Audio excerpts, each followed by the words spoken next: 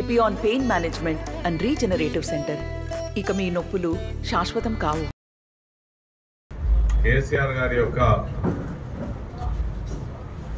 Procession road show కార్యక్రమాన్ని రేపు సాయంత్రం 8 గంటలకు ప్రారంభం చేయబోతా ఉన్నాం. దీనికి కారణం ఏంటంటే ముందుగా 6 గంటలకు అనుకున్నప్పటికీ కేసీఆర్ గారి యొక్క యాత్రకి, బస్సు యాత్రకి అనూహ్యమైనటువంటి స్పందన వస్తున్నదని ఇటు కాంగ్రెస్ పార్టీ కావచ్చు, రాష్ట్రంలో అధికారం ఉన్నారు, బీజేపీ పార్టీ ప్రభుత్వం కేంద్రంలో అధికారంలో ఉన్నారు కాబట్టి ఈ యాత్రను భగ్నం చేయాలి, ఈ ప్రజా వెల్లువను అడ్డుకోవాలి, మళ్ళీ వీళ్ళను ఎక్కడో కాడ బ్రేక్ చేయాలనేటువంటి కుట్రపూరితమైన ఆలోచనతోటి ఎలక్షన్ కమిషన్కు కేసీఆర్ గారు ఏదో అనకూడని మాటలు అన్నాడని మరి ఆ సాకులతో ఈరోజు ఒక 48 గంటల పాటు ఈ యొక్క ప్రచార కార్యక్రమాన్ని నిషేధించడం అనేటువంటిది చాలా దారుణం. నాకు తెలిసి ఈ 30-40 సంవత్సరాల ఎన్నికల చరిత్రలో ఏనాడు కూడా ఇటువంటి దుష్ట ప్రయత్నం జరగలేదు.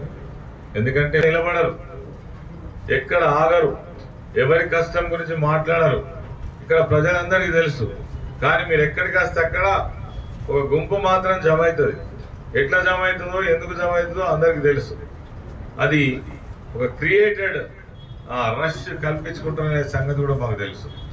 ఇలా వివేక్ లాంటి వాళ్ళు నిన్నగాక మొన్న గెలిచినటువంటి ఇక్కడ స్థానిక ఎమ్మెల్యే నా మీద మాట్లాడితే నవ్విపోతారు. ఎందుకంటే నేను కార్మికులను విస్మరించినటువంటి నాయకున్నట.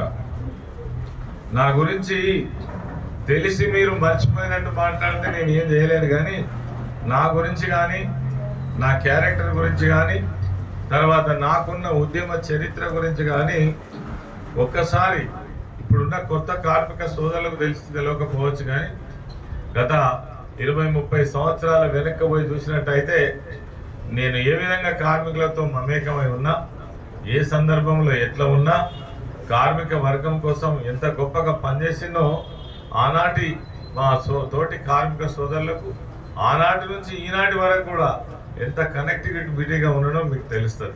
నమస్తే అండి. ఇది వ్యాపారం గురించి కాదు, ఓటు గురించి. ఎన్నికల్లో ఓటు వేయడం మన హక్కు మాత్రమే కాదు, కర్తవ్యం. ఎంతో మంది మహా నేతలు శ్రమించి ప్రాణత్యాగం చేసి ఈ అవకాశాన్ని మనకిప్పించారు. అందరూ ఓటు వేద్దాం. ఎందుకంటే ఓటు హక్కు ఊరికే రాదు. నా ఓటు ఎవరికో తెలుసా? అది సీక్రెట్ అండి.